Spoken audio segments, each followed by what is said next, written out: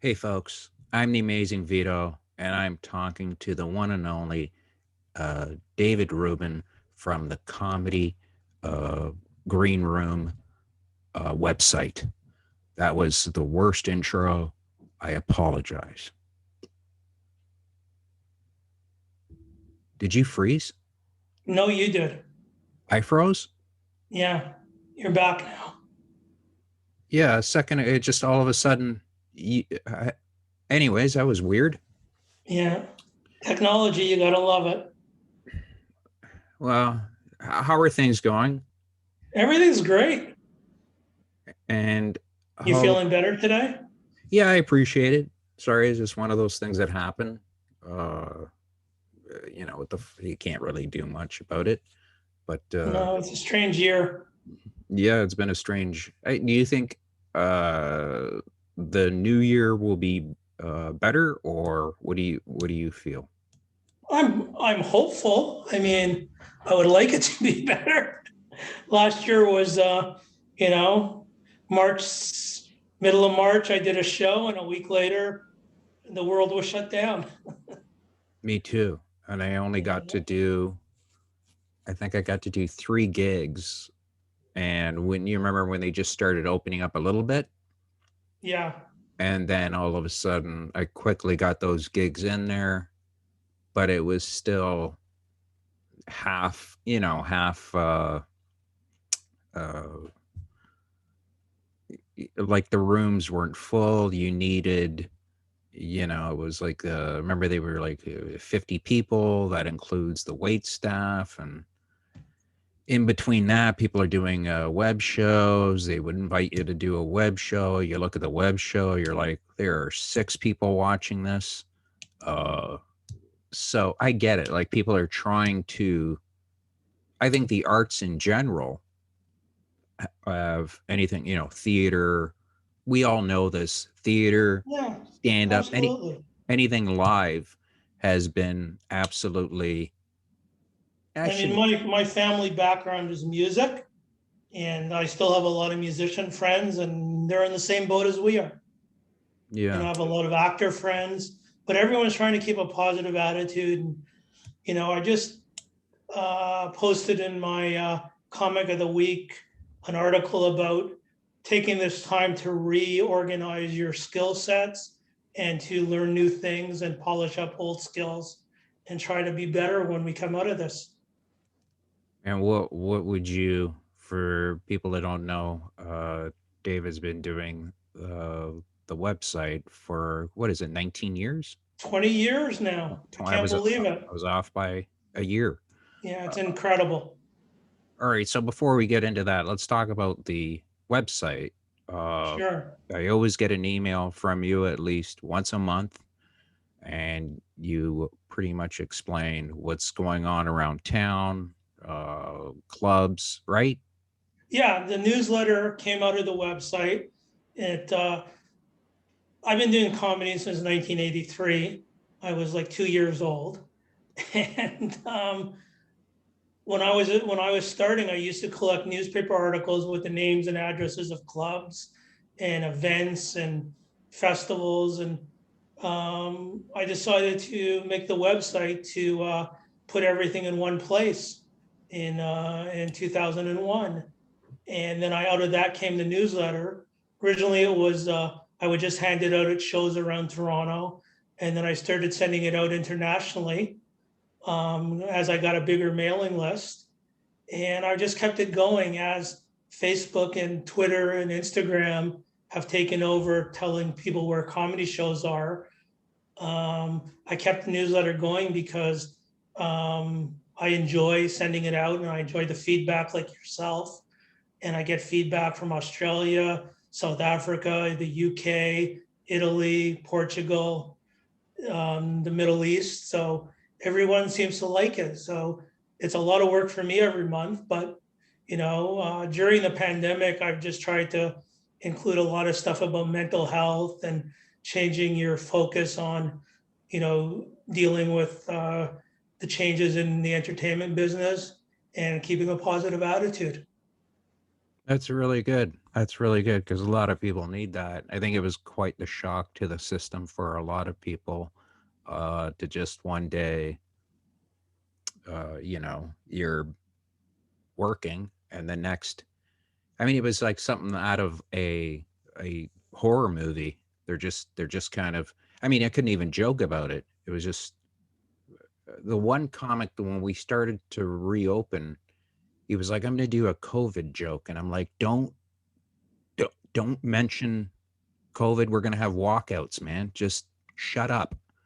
And he's like, "No, Yeah, no, no, it'll be funny." And guess what? He did the joke, and we had a few people walk out because they get yeah, all freaked out, and it's just a very weird time. And yeah, it's just I've even noticed not only comedy has been hit, but you have the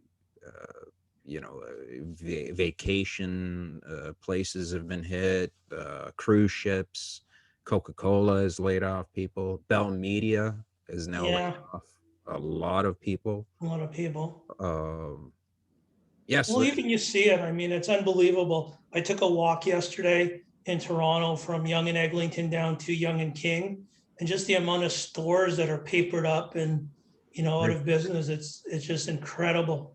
And those Really? are our customers, people who have money who want to go out and have fun. And if they don't have money, they can't go out and have fun. Oh, of course not. But you see that again. Where did you see that? I walked in Toronto from Yonge and Eglinton to down to Yonge and King, and I just noticed all this, like every other store was closed down. In bars, restaurants, retail stores. It's just incredible the amount of people who've lost their jobs. Jeez. Yeah. Yeah. And I don't know if But what you were saying before, it wasn't like any warning, right? It was like I did a gig in the middle of March and then all my gigs got canceled after that. It was like a gig, boom, you're finished. We had no warning whatsoever. I knew something weird was just when I heard, like, I was watching the news and they were shutting stuff down, and they were talking about uh I forget what country it hit. And then yeah, I remember it was like March 14th. I had a show, and it was me and David Green and some other guy. And it was weird because usually when I see David, it's always, hey, laughing or whatever. And uh, but it was this nervous tension we both had. We just wanted to Hmm. do the show and get out, like leave. And people that were there were really, really nice. It was like in a hall. And I remember just going, okay, David, take care. And it was just this weird kind of feeling that you had, that something was different with this one. Something was different. It was like I can't describe the feeling, but it was this impending doom, you know. Hmm. And then hopefully, and then of course getting the calls from my agent just saying, "Hey, man, these shows are canceled, but me and Kenny were supposed to work a few shows together, and they got canceled." And I remember the booker just said, "Hey, if it opens up again, and you and Kenny will you guys get first dibs in there." And that was almost a year ago now. Yeah. So you got to find stuff yourself. But I think a lot of people are doing a lot of self, uh, reflecting on the meaning of life. I mean, if they could easily just shut you down like that, just there's nothing you can do.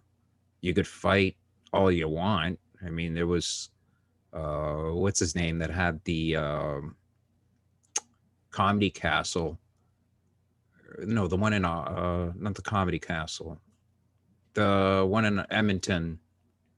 he was trying everything in his power to keep. Rick Ronson's comedy Yeah, strip. he was trying everything in his power to keep it going, and he was just no luck, and yeah. So, anyways, yeah. So hopefully I don't want this to be doom and gloom. No, I think it's a great opportunity for, and this is why I keep sending out those articles about like rejigging your life and rejigging your skills and coming out of this stronger. Like for personally, I always had a background in photography, and I was able to put up a photography website and learn some more about photography and sharpen up my skills. And I really haven't had the time because you're always chasing the next gig. Yeah, So that's something I did, and I'm redoing the comedy green room right now, and hopefully it'll be up in the next month or so. And I've been writing a lot of blogs and articles and things like that, because I want to be ready in case we don't get back right away. yeah, yeah. Of course, you got to have a plan B, which Yeah. Plus, I can't sit still. I need something to do. yeah, me too. If you get restless, you end up watching YouTube videos all day, going, "Oh yeah, this is great." A lot of comedy. Yeah, I've been watching guys work on epoxy stuff. Like, I'm going like, yeah, this would be awesome to do, but I'm pretty good with a scroll saw. But there's no way I could like these guys make like pretty crazy. Uh, they're very skilled. But yeah, yeah, I've been watching that crap, and then you realize it's 3 in the morning. You're going, yeah, man, I got stuff to, I gotta wake up the next day, hopefully. Yeah. So, do you see comedy in the last 20 years? How has it changed? How do you see it change? In the last 20 years, well, obviously there's way more open mics. There's way more clubs. The biggest thing is like there's so many more comedians, and I don't see as much work opened up, but there's way more people competing for it. And it's also interesting to me, like when I started back in 1983, um, I started, Mike McDonald was around, Kenny Robinson, Pat Bullard, Ron Vaudry, Glenn Foster, those were the big guys. And maybe it's just how I was raised. Like I always waited to be invited to their table. If I was going to get a drink, I'd ask anyone if anyone wanted anything. Just common manners. Now, when the younger comics now, they just come up to me and butt into conversations and can be quite rude. They just have no respect for like their elders and who came before them. I was like, I, wow, I got to sit at the table with Mike McDonald and Kenny Robinson. You know, I guess I'm starting to get into the club. yeah, I think the respect. I know it's like sitting back, going, yeah, I deserve some respect, and I think people like will watch it and go, "What respect? Nobody deserves respect." But I was brought up the same way as you, and starting off, you never. I mean, I remember going up to Kenny Robinson. They asked if I could, I asked the club if I could do time, um, and they said, "Go ask Kenny if you're allowed." And I went up to him and I said, "Excuse me, sir, uh, is it possible I could do time?" I made sure not to interrupt him, or I waited for and he was like, "Okay, you could do 5." And I was like, "Okay, great." I went out, did 5, and all I hear behind me is, uh, "You got to do more dog stuff." And it was him. And I was like, "Oh, okay." And he goes, "That was a great set. You did really well." And it was like, it was wonderful. But it just goes to show that, kindness or just being, I know it's a rough business. People think you got to be this tough, you know, I guess everybody's trying to be make a name for themselves.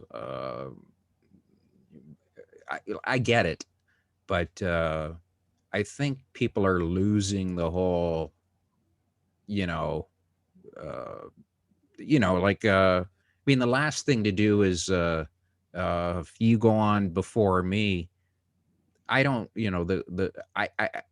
I don't shit upon your act once you leave the stage, because that's kind of a cheap, Oh, it's a easy, cheap laugh. yeah, it's a cheap garbage laugh, and I see that, and I just think, what's that get you? It really, I know you think it gets you somewhere, but it really doesn't, you know. Well, it might get you short-term gratification, but long-term, people are going to remember. Like, I remember who's been nice to me and who hasn't been nice to me. And like I did a show many years ago called Rasta de Pasta, and we sold out the old Poor Alex Theater in Toronto, which was a little cabaret theater of about 100 people. And Kenny was the closer, and I paid all the up and coming comics. I paid I paid them like $35 for their 5 minutes, and I paid Gord Painter was also on the show. I don't know if you ever worked with Gord, Yeah. and a wonderful person and a wonderful comic, and he used to do all my fundraisers, and I just paid him. Basically, what I did with him and Kenny was I took an envelope and I stuffed some 20s in it. I didn't even count it. I just grabbed a bunch of 20s, stuffed it in the envelope, and said, "Thank you for doing my show." Because they didn't have to come out. They did it because because we're friends, you know, Yeah. and that's, you build these relationships over years, and people trust you, and they come out to your shows because you ask them, not because they have to. And if you constantly are pissing people off by going over time, or saying, well, I have to go on first because I have another gig, you'll go on first, but you're not going to be in the good books if you keep doing that. Their respect goes a long way. My dad was a protege musician. He started at 13 and a half. He was playing professionally. He worked with all the big names in Canada and the States.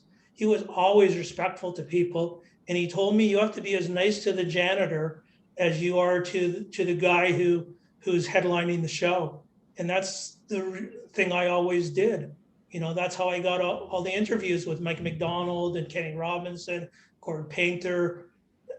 You got to be nice to people. It's a tough, tough business, but if you piss everyone off in the business, you're not going to have anyone to work with. Well, I see guys with they have like their own little group, and it's like, okay, great, you got your little group, but that group only lasts for about 3-4 years, and then people move on, they do other things, and Yeah. so it's like, you gotta, uh, yeah, when you're young, you think of. I remember starting off in the business, going, 2 weeks, I'm gonna have my own show, you know Oh, yeah. You know what I mean? Everybody thought, Yeah. hey, it's just hey man, just for laughs is in town. I just try out for them.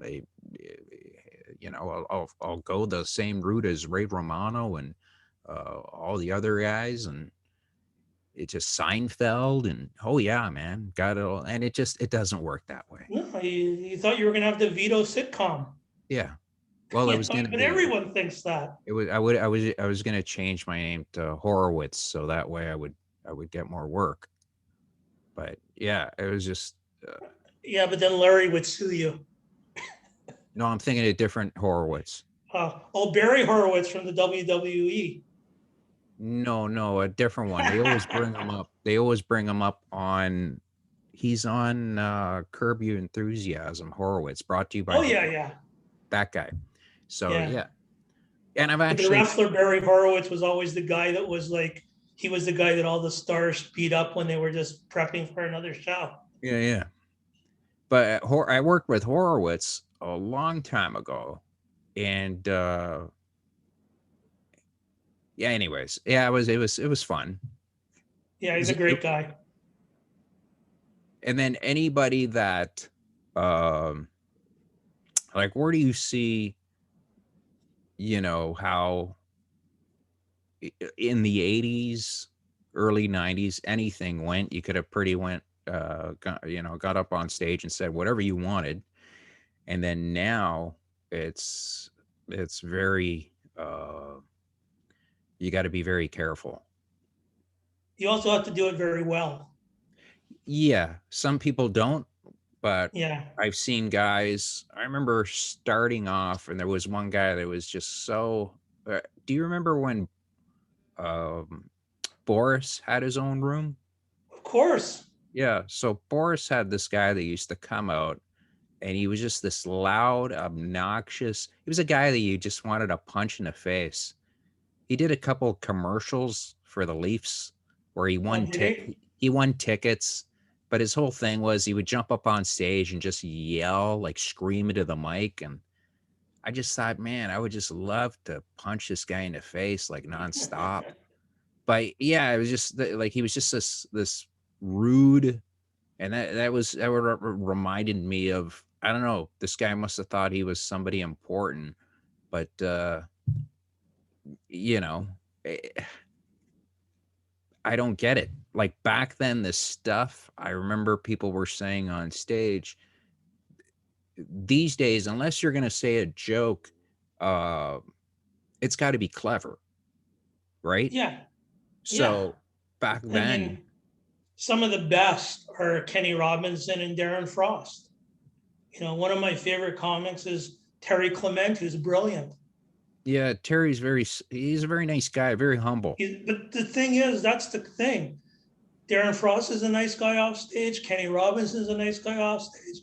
Terry Clement's a nice guy off stage. Boris is an incredible human being, you know, and that's the difference. Like I have a very dark act, but when I come off stage, I'm totally myself. And you know, you can't be on all the time. I remember people when I started out, amateur comics would come into Yuck Yucks and they'd start, you know, doing material before the show at everybody. And it was like so annoying, you I know? think maybe it was because of nerves too, right? Absolutely. So You got to know when to, part of being professional is knowing when to be on and when to be off.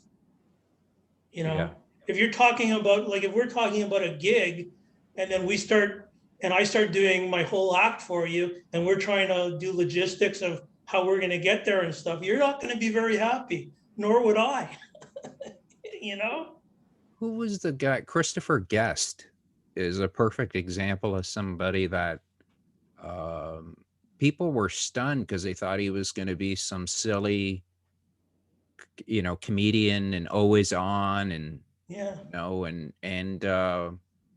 he's nothing like, he could turn it on and off. yeah, He's like, that was his style. But yeah, he used to throw people off because he used to think, where's the funny guy? Where's the crazy, have something funny to say? And he was all business, yep, and that's his style. But yeah, I met so many guys that just could not turn it off, no. especially when you got to drive them.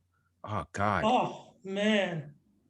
I mean, It's like, some of the shut. people I drove, it was impossible. And then guys like Kenny Robinson and Mike McDonald and John Wing, they were so intelligent off comedy. You could just talk about anything, right?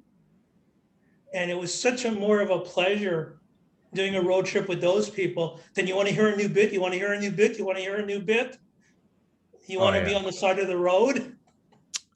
Yeah, well, they want to go over their whole routine from the night before, and you're like, dude, it's a 9-hour drive. Yeah, I, yeah, I really just want to concentrate about where am I going to get my next coffee, or, you know. yeah.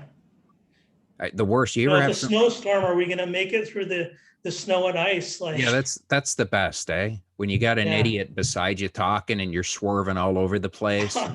You know, Yeah. your windshield wipers are not working because they're Yeah. just, you've run out of the crap, you've run out of the liquid. Yeah, the windshield wiper fluid. Well, it comes to the point where I remember my buddy was with me, and um he's black. I have to say that because he was as white as a ghost when I looked over at him because my wind because I ran out of the fluid. I just ran out Yeah. of the fluid and I had a Yeah. truck in front of me. We couldn't see anything and we were just it was so quiet in the vehicle. It was just so quiet and then one of the windshield wipers stopped working, so I had one going on his side. And I remember Randy. I go, Randy, do you see anything? And he was just like, no, man, I don't see a thing. Like he was not happy. Oh man, I yeah, did one gig. I drove Mike McDonald to London, Ontario in a snowstorm. It wasn't bad going there. He did like 2 hours, got a standing ovation. I was in awe. You know, every time he did that, I was in awe. Driving back, it got really bad. We picked up John Wing at the old Yuck Yucks in London to drive him back to Toronto too. right. And I had an old OPP cruiser that I had a big V8, and we followed a snowplow back. Normally, it would be 2.5 hours to get back to Toronto. It was like 4.5 hours. You know, we got back to 1280 Bay Street, the original Yuck Yucks. There were still some comics hanging around like 2 in the morning. Mike goes on and does an hour of material about me driving behind the snowplow. Just absolutely brilliant. Yeah, that is pretty cool. I went Yeah. up to him at the comedy awards and I was trying to get an interview with him. And he goes, you got any weed? And I go, no, I don't. And he goes, all right, give me some weed and we could do the interview. So I see Terry Clement and Mm-hmm. I go up to him and I go, Terry, do you have any, like, do you got a joint or anything? And he gives me a bag of weed. And I go, no, I just need a little bit. Like, I just, and he's like, no, just take it, take it. So I was always, what a sweetheart of a guy. And Exactly. I went up to, uh, McDonald and I was just like, and his eyeballs opened up. He was just like, hey, all right, we got an interview to go. We got, so he was, but what, you know what he was? He was very cold off the top. But then once he realized I was a fan and I was being respectful, he kind of opened up and he was like very kind and, especially when I gave him the weed too. So, Yeah. um, but yeah, I owe Terry for that. I always say that for him. And Yeah. Terry's always somebody. Yeah, you ever look back and you think back of all the guys you work with, and you just think, man, that was a good guy. Sam Kennison. You work. Everyone just thought he was like just the guy that would scream on stage and stuff. But off stage, he gave me some really good comedy advice. He was very kind to me, both in Los Angeles and in Toronto.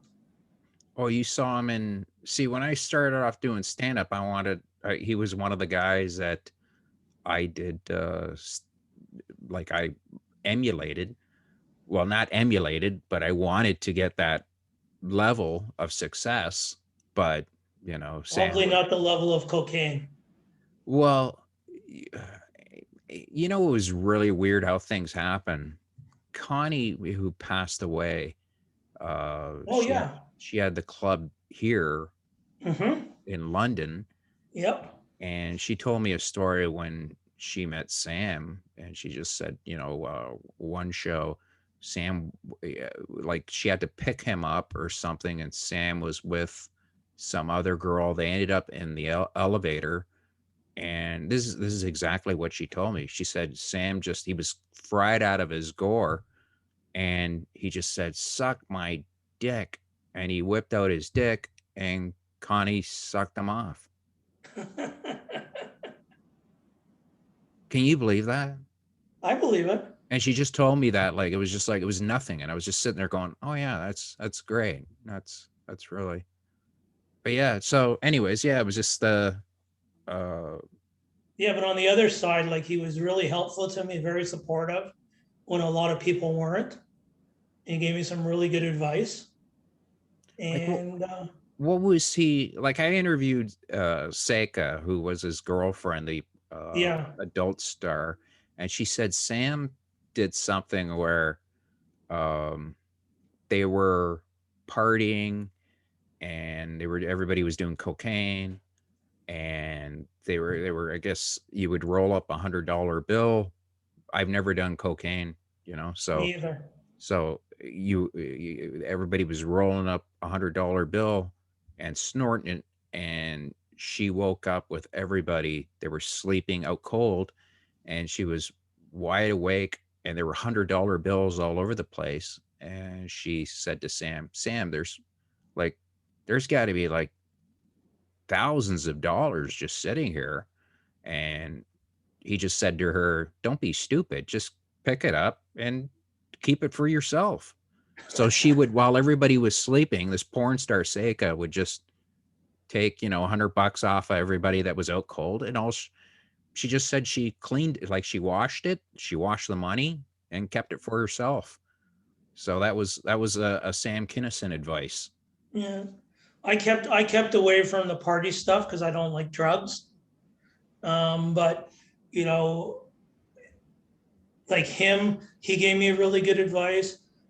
Stephen Pearl, who is an amazing stand-up comic, who was one of Robin Williams' head writers, gave me a lot of good advice. Mike McDonald gave me a lot of good advice. Kenny Robinson, you know, Pat Bullard. What did Sam say to you? He said to me that once you hit 5 years, throw everything away and start over and then really define your character. And it was very good advice because I was really struggling at the beginning. I was doing stuff that I didn't really like because I was getting laughs on it. I became sort of like an open mic legend at Yuck Yucks in the middle '80s Right. on Monday nights.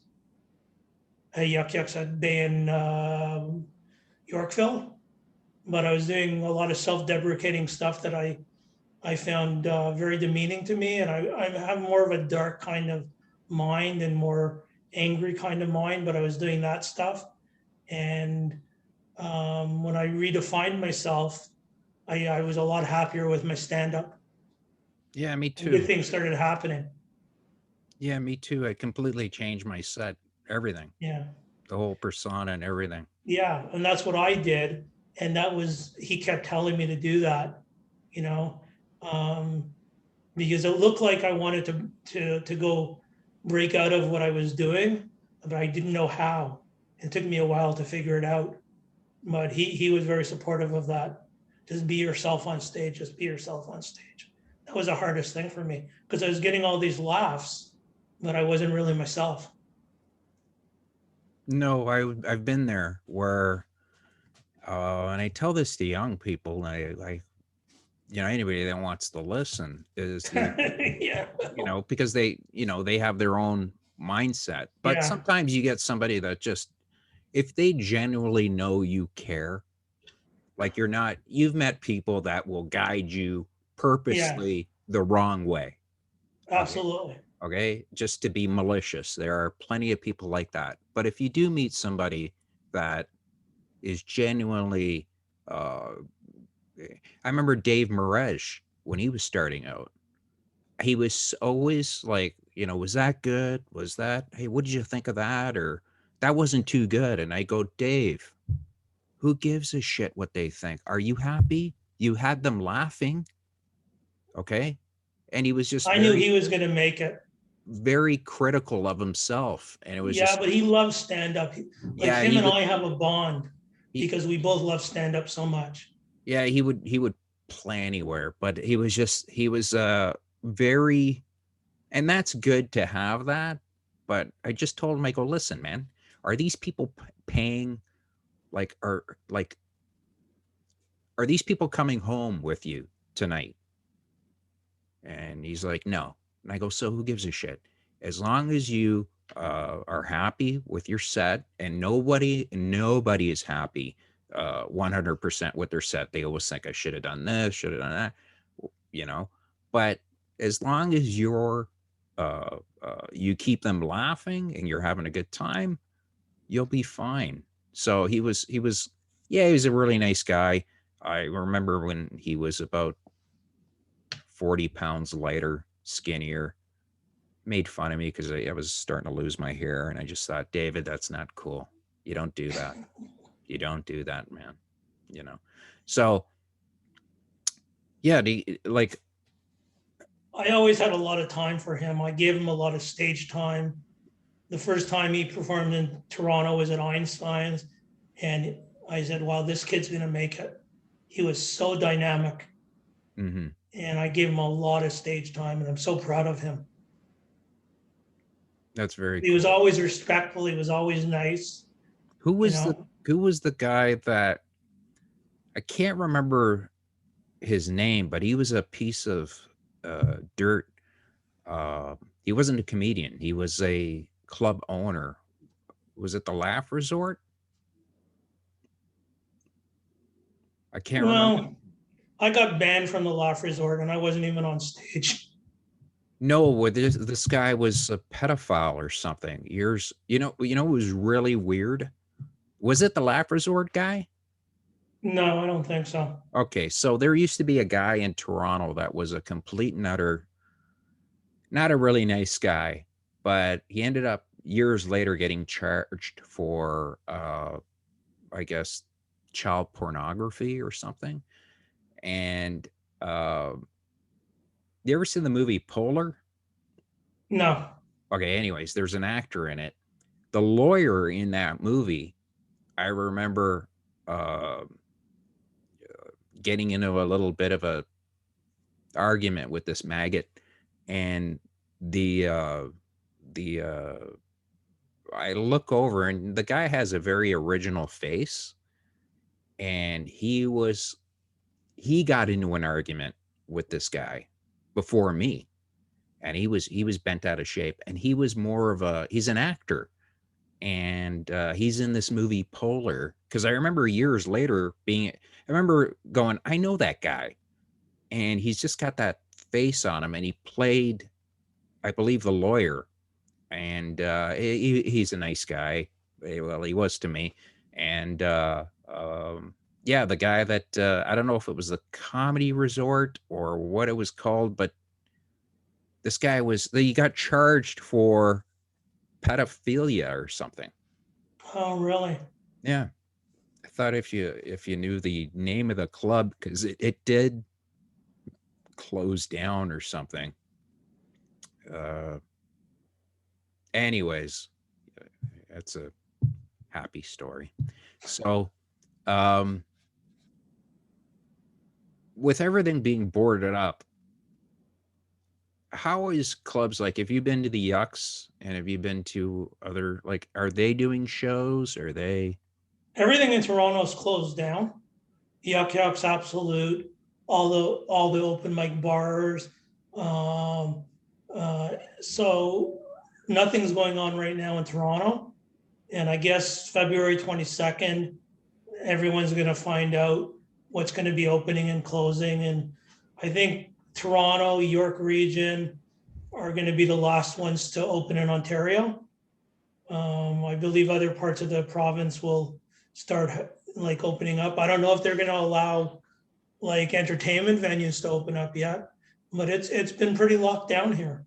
But I how? mean, I don't get how, like, Yucks or Absolute or any, how can they, unless you own the building, then I could understand unless you got a mortgage on it. But if I, I just find it harder for, there was like just before COVID hit, there was the Comedy Corner, and they had two yeah, clubs, two clubs, yeah. and then they closed one down in Niagara Falls, which I thought was, see, I always thought Niagara Falls is a happening place.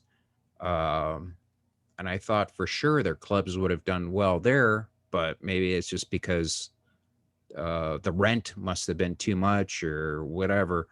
Um, but I don't know how these clubs are going to survive. What do you Well, I see? heard that the Comedy Corner, the original one of John and Queen, closed down. I don't know about the one in the East End yet. Um, I mean, I live close to the Absolute Comedy in Toronto, and it's not running right now.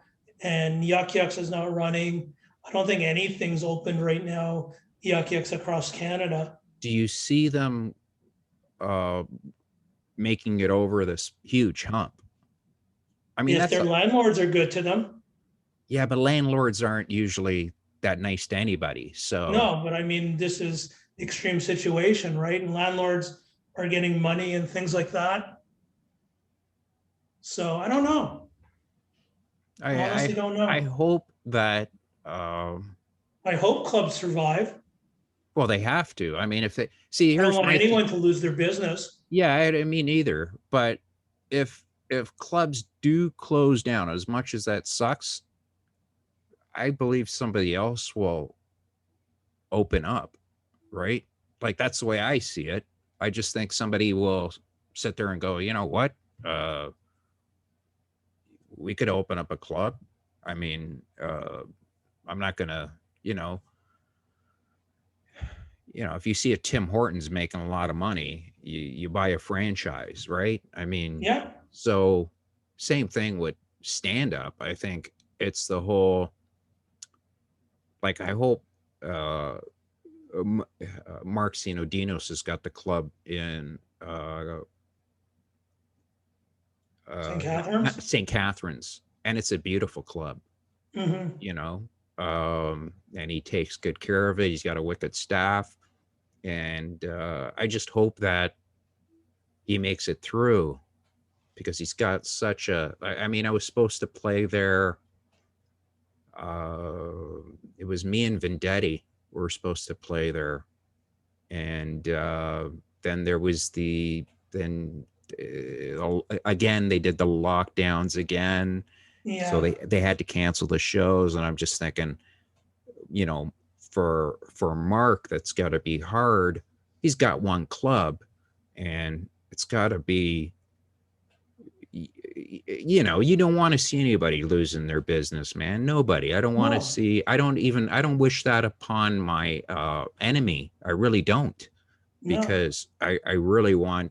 Uh, Canada is known for top stand up. They have great clubs. Some are better than others. You know that. Some, yep, but I really don't. I'm not in this happy uh, uh, mindset of going, okay, great, everything's going to be back to normal. Uh, uh, once everybody gets their shots, and when the hell is that going to happen?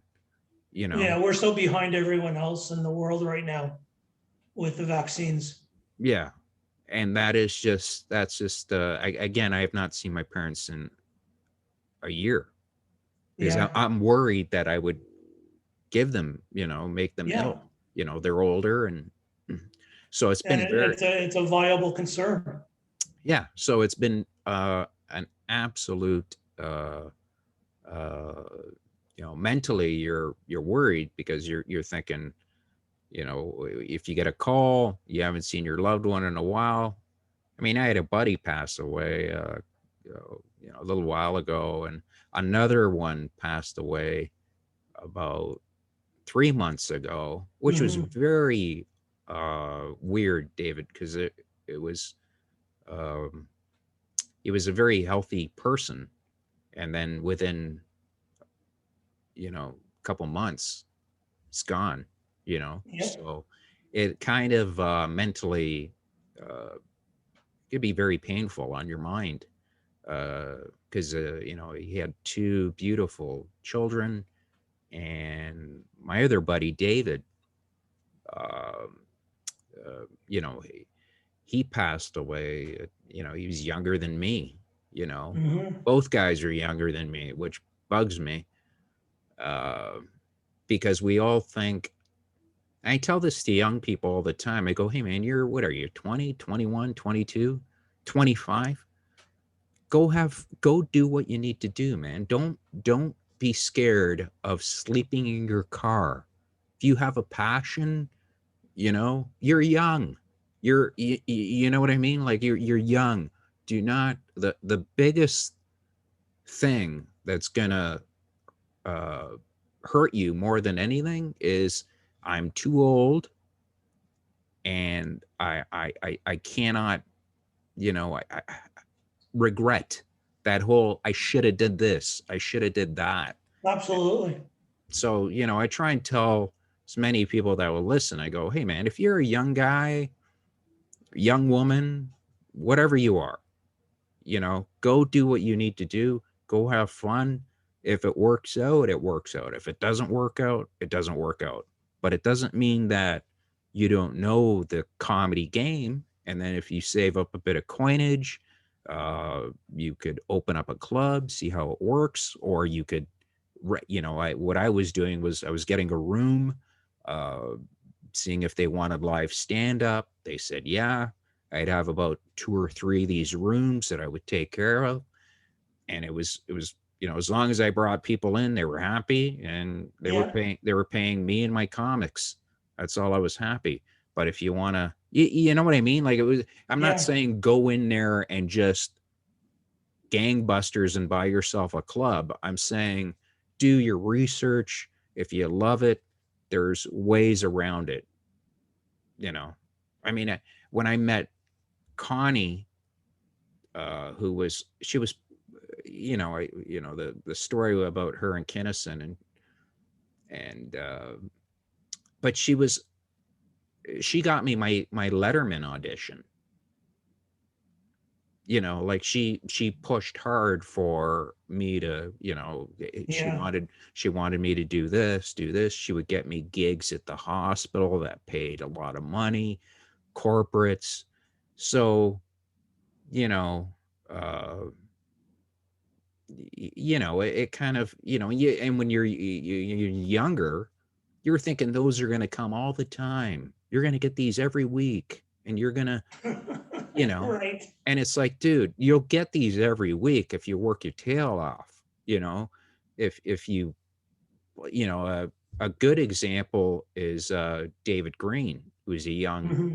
man who's just constantly out. Like I remember when I saw Mark had a picture of him on the wall, and I usually draw little mustaches on them, and Mark's like, Yeah. don't do that. And I go, come on, it's David, and why is he on the wall and not me? And Mark goes, because he's a hustler. And he hustles, and I wasn't drawing, I was just screwing around about that, but he's just got that face on him. You just want to draw a picture of like a little mustache on him would look awesome. So yeah, he's a hustler, because I don't mean in a bad sense, David. I mean in a sense that he doesn't just wait for the phone to ring. No, you And can't. you can't. And I tell that to young guys all the time, man. If you're young, you should be on that phone. You should be doing this, doing that, setting out. I know one guy that he's very protective of his material. He won't put it up online, and I'm like, who cares? Like, it's your material. Like, you could show that you did it. Uh get your name out there, you know? So that way you've got a head start. So if, an agent sees you or anything, they could always look at that, and they'll have something there. So Yeah. yeah, it's always good to never sit back. You know, that's my my word of advice. What's your advice? You have to love it. There's no point doing it if you don't love it. Because What it, do you? it is a hard business and there's lots of disappointments. Yes, that is true, and that's why I tell them if they go at a young age and try it, they could have that 3 or 4 years of just, because I remember quitting for a couple of years, just saying, ah, screw it. But then you miss the stage. Yeah, you miss the stage and you come back to it. Yeah, you come back to your love.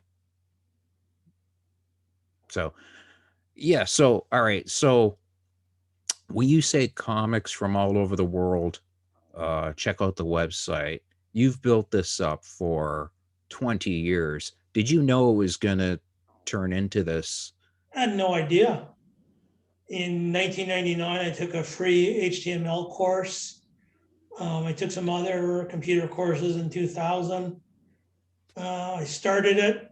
I went to every comic in Toronto. No one wanted to be on it. I asked Kenny Robinson. He said, sure, why not? Um, You'll do anything. well, if he likes you. I'm just kidding. Go on. And I'm joking. I know. And so it was him and me on the website. And then I started going out to Western Canada and I got some comics out of Western Canada. And then 2003, I got a phone call from Jennifer Lee Pryor, and she goes, Richard looked at your website. He really liked it. This one, he was really sick, Yeah. and he wants to be on your website. We're going to allow you to use the Tonight Show picture. And I go, okay, who's pulling my leg? She goes, no, it's really Jennifer Lee. And so I put him on, and through Jennifer Lee, I got in contact with David Brenner, who was one of my heroes, Yeah, I love and David Jackie Bryan. Mason, Yeah. and then all of a sudden the Canadian comics wanted to be on it because it was justified in the U.S., which is how it goes here. You're not, nothing's good unless you made it in the States. Right. And all of a sudden, I had 300 comics on the website, and most of them were unknown. Guys like Louis C.K. was I have unknown. no idea what that is. I know. Well, you shouldn't. But I do know what his uh, penis looks like. Mhm. well, if you do, you're better than me. And I had a lot of other unknowns that became famous. I got Carrot Top on there. People criticize me for that. I go, this guy's a Why? genius. This Yeah, guy's an he's absolute genius. I He love Carrot Top. actually made a career out of bringing his toy box on stage. Yeah, I love that. Yeah, Yeah. yeah, I just to me, I don't know. He gets criticized because people are like, "Well, he's not doing bits, he's not doing this," and I'm like, "Do you know, like, his shows are packed. People just want see everybody wants. What was it, a couple of years ago? I did nothing but listen to Bill Hicks, and Mm-hmm. when you start listening to guys and you're like, oh man, this guy is just incredible, but I cannot compete like to the level he's at is just he's just a very intelligent man. He passed away at a Super intelligent. I got to meet him. He was super intelligent. did you meet him? I did. I actually ran errands for him in Toronto. He was doing Yuck Yuck, so a long time ago. And he had a cold.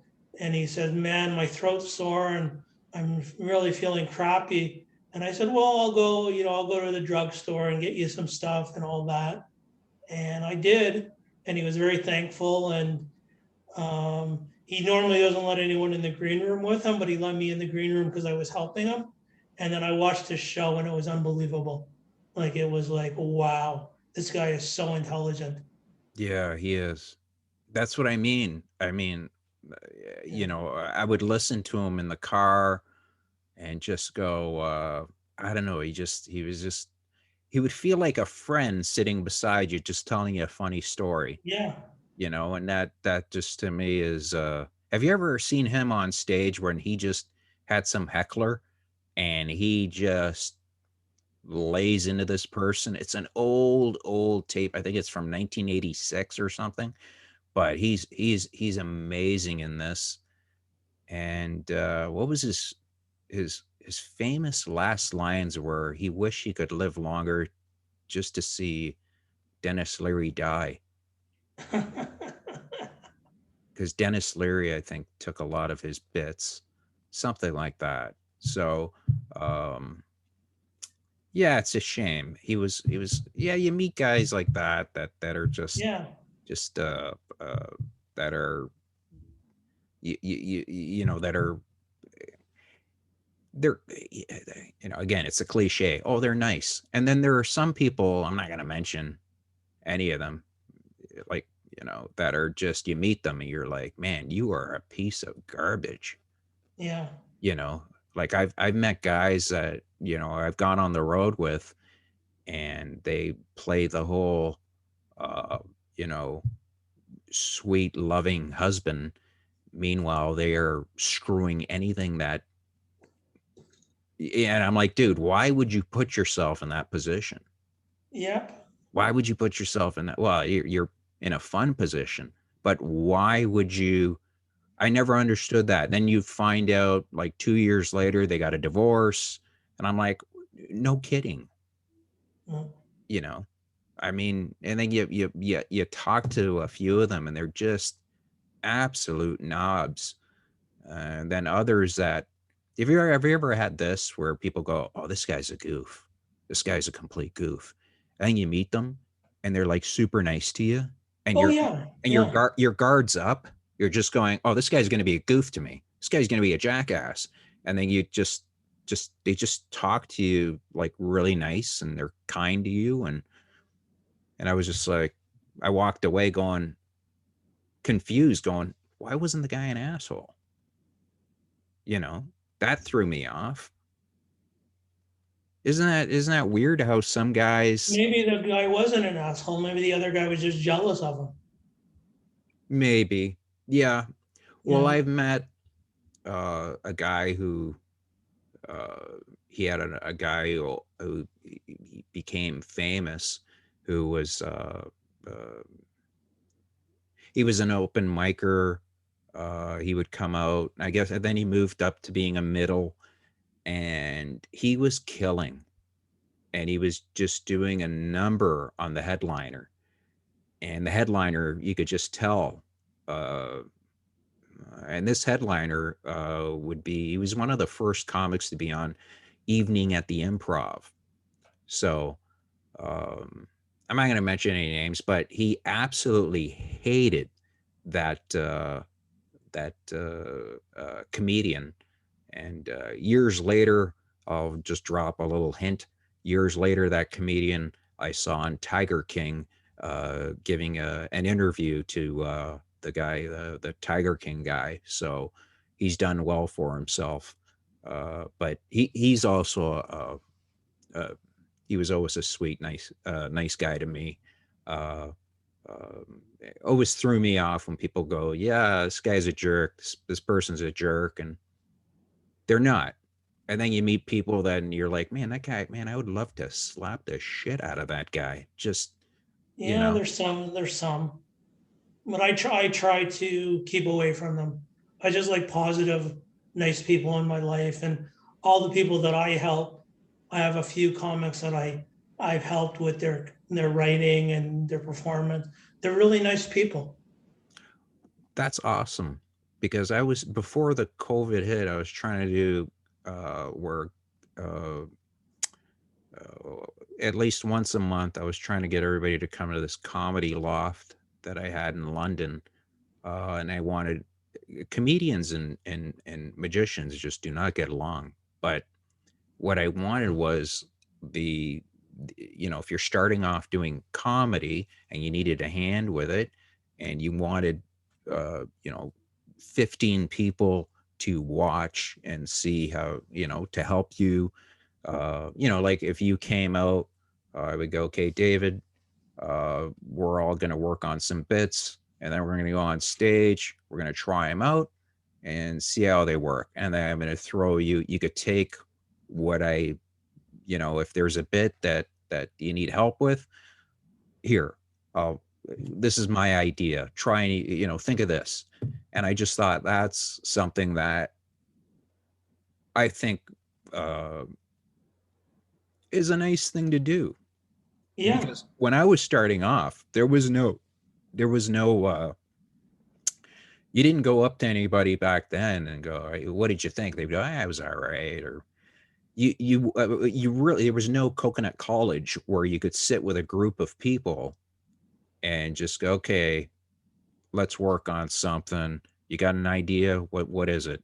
And that's something that where Second City, when they were doing classes, I jumped on that as soon as I heard they were, like, doing classes. I was like, oh, this is great. You could actually go and learn instead of, yeah, you know what I mean? You would learn Yeah.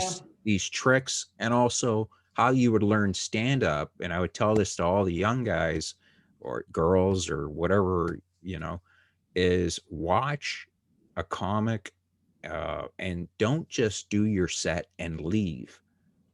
Sit and watch, and just watch what the headliner does, because you When will. I started out, I was at Yuck Yuck 7 nights a week watching. Yeah, that's And how you Monday learn. night was amateur night, and then I'd be down every night of the week. And I was nice to everybody. And maybe that's why guys like Kenny Robinson, I don't know if you ever met Wayne Termel, who's No. now a successful novelist. Um, you know, they gave me tags to jokes. Like I'd come off stage and they'd whisper a tag Yeah, in yeah. my ear Kenny did because I that was to me. nice to everybody, Yeah. you know, and respected everybody.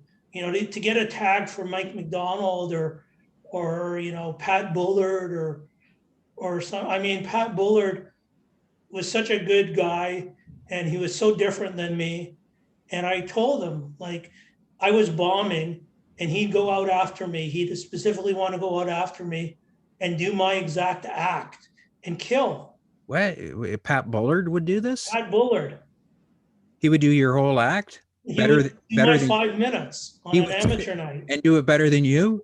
do it better than me. What? That's And then, but I learned, I saw what you had to do it, right. and Not I be thanked him. not I be thanked him you. years later, even though at that time I felt like, oh my God, I have no idea what I'm doing.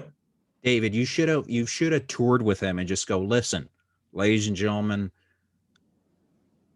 I'm gonna suck at this. So Buddy's gonna do my act, and you just talk to the manager and just say, how much am I getting paid for this shindig? Yeah, no, it was incredible, and because I was nice to everyone and respected everyone. I mean, I treated the manager of the bar and the booking agents and the wait staff all really nice. Everyone was very helpful to me, and that's what people don't. But I didn't leave. I stayed. I Yeah. stayed and watched, and I went down there on a Tuesday night and a Wednesday night and a Thursday night, and I sat there and watched and made mental notes. Oh, that's how you handle a heckler. Oh, that's how you do something when you're bombing and you turn it around. But nobody puts in the time. The thing with open mics now. What I hate is there's so many open mics in Toronto and other places that people go and do their set 12 times a night. I gotta leave. I got another set. I gotta leave. I got another set. But you never like have any respect for the room. You never have any respect for what the host or the producer is doing. You just take off. It's just about me. That's I one of my pet peeves. No, I know. But here's the thing.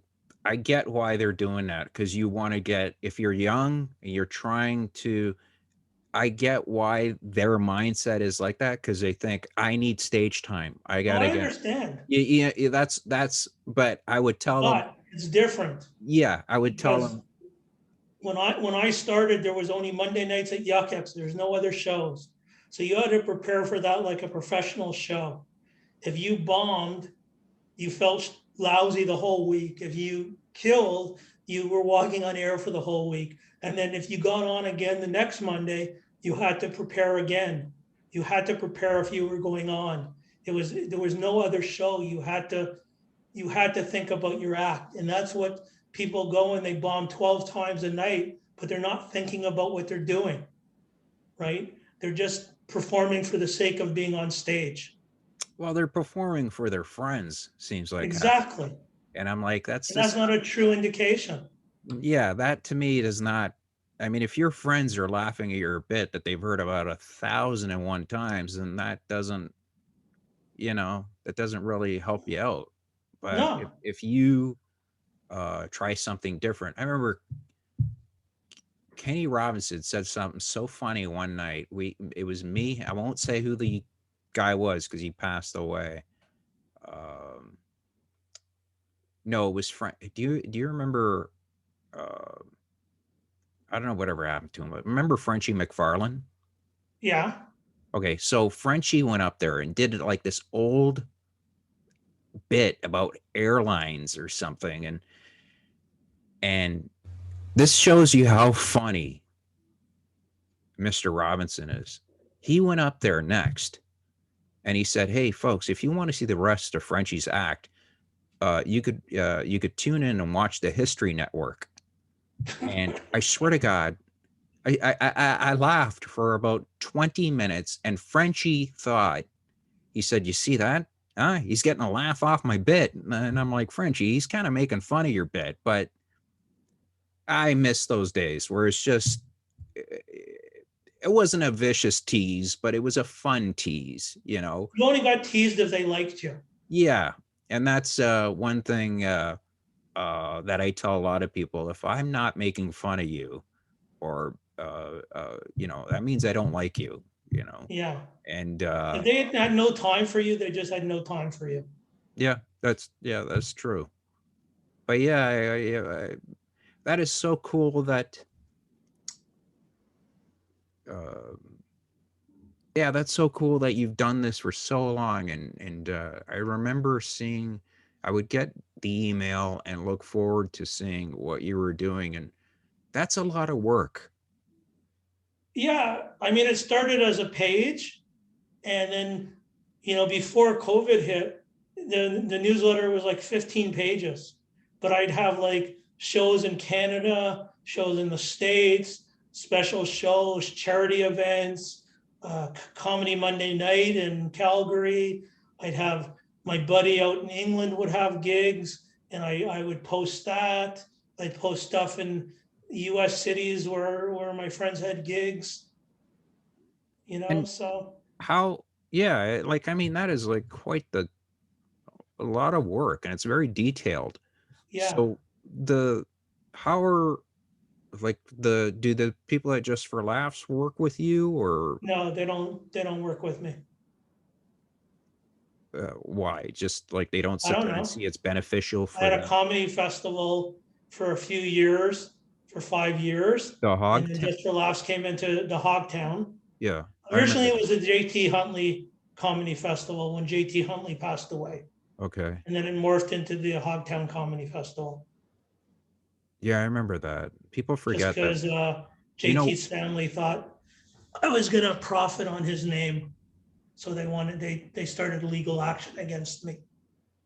say that again. Who The thought you? JT Huntley's family, Okay. we were calling it the JT Huntley Family Comedy Festival in 2002 and 2003 because JT was one of my best friends. Right. So we did a fundraisers for the Diabetes Association, and one of his family members decided that we were gonna make a ton of money off his likeness and use his name to open pizza places and all kinds of stuff. So I said to them, I'm doing this out of friendship, and this actually cost me money. Yeah. So then I decided with my two partners, we decided to change the name because the two partners were also very good friends with JT, and they were totally hurt as well. Well, And yeah, so of we course. we changed it to the Hogtown Comedy Festival. Yeah. Yeah, it was very That's sad that it happened that way, but what can you do? yeah, that is sad. That kind of sucks when you're trying to do something nice and they take it Yeah. as you're trying to But we went on and we did it for my charity, NIBD and Kids. We did the Hogtown Comedy Festival, and and then Just for Laughs came into Toronto, and I tried to work with them and they didn't want anything to do with me That's what I don't get is real quick. You know why it's called the Hogtown Comedy? Why it's called Hogtown? Why Toronto because they is? used to run hogs up Yonge Street.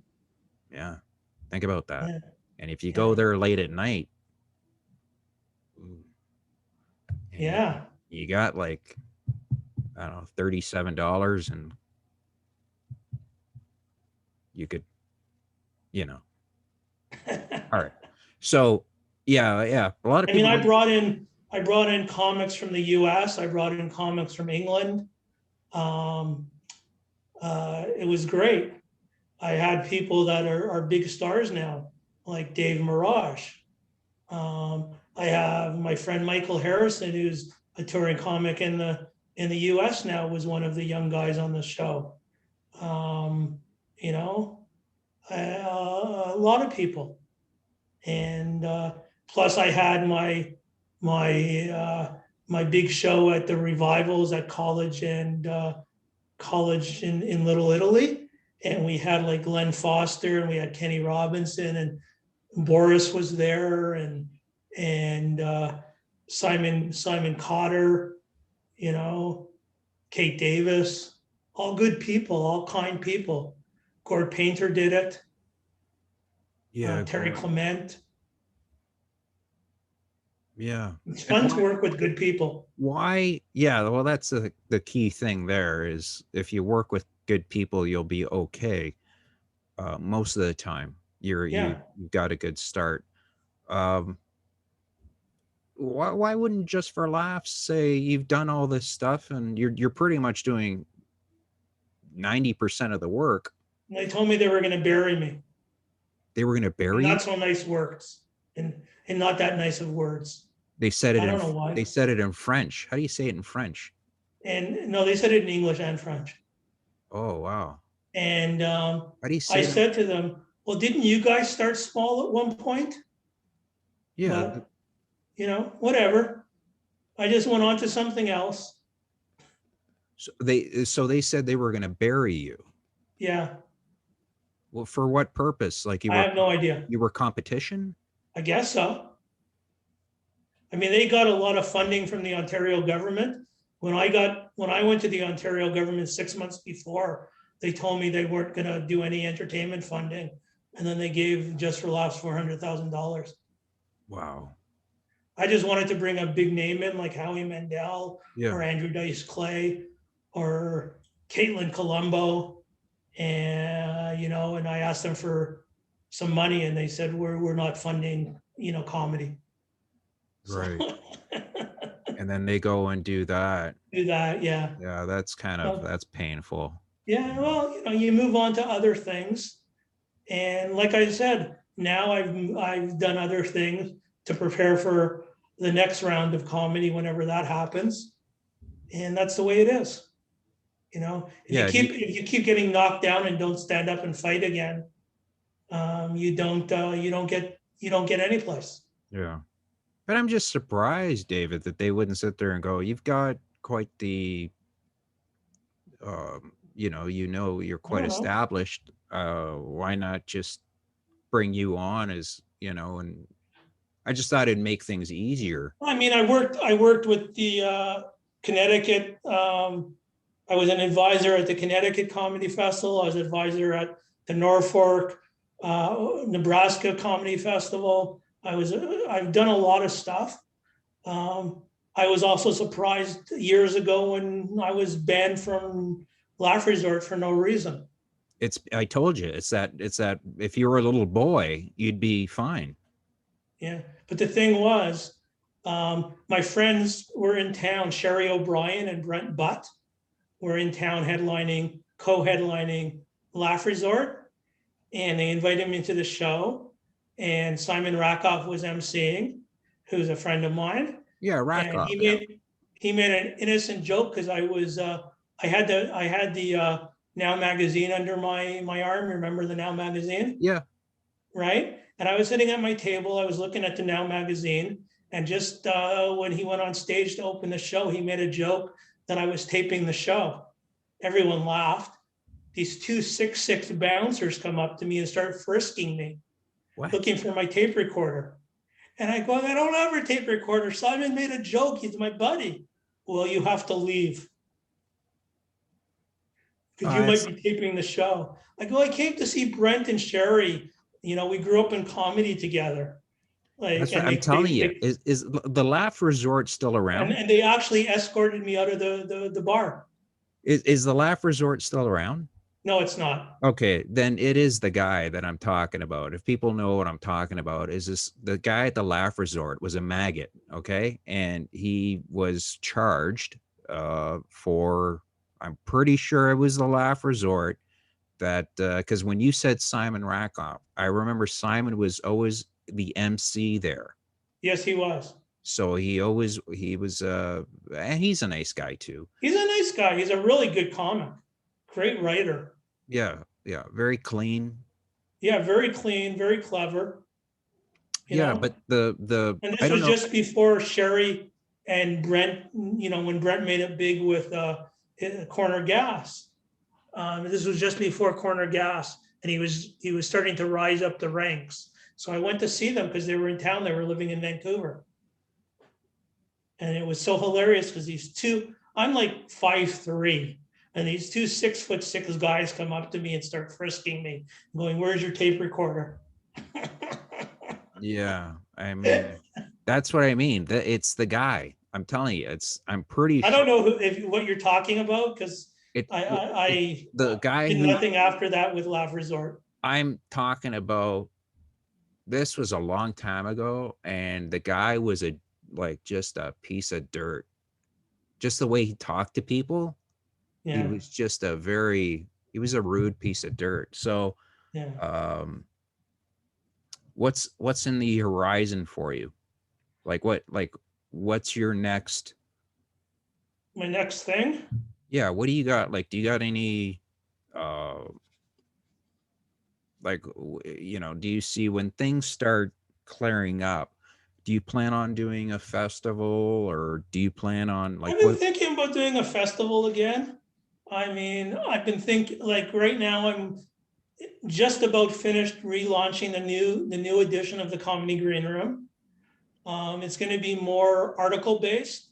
I like doing my comedy spotlights. They're a lot of work as well, a lot of interview time, and I'm really proud of them because each one is unique. So I'm doing a lot of that, um, and I get to talk to people all over the world about their comedy career. Right. And I'm going to have the new website up, and then I don't know what's happening with Einstein's, because of the pandemic. We were supposed to do our 25th anniversary this year, but right now that's on hold. Um, we did the 20th anniversary, which was an amazing show because so many comics from the past came, like Tony Vanetti, you mentioned him. Boris came. Some kids that started out with me who are now doing really well, like Tyler Morrison. Um, and then I had some older comics like Ronnie Edwards, Kenny Robinson, Darren Frost, some newer comics like Jennifer McAuliffe, who's done really well. She wrote for This Hour Has 22 Minutes. She was in New York before the pandemic. I had Matt O'Brien, who was in Los Angeles for a while. So we did the 20th. I was hoping to do the 25th. I don't know if that's going to happen or not, but 24 years at one location is pretty impressive. Yeah, it sure is. And I mean, real I had guys like Russell Peters go through there, Terry Clement, Jason Rouse, Dan Dunn. Yeah, Rose used to sleep over, and he's actually a very sweet guy. Very nice He's guy. such a sweet guy.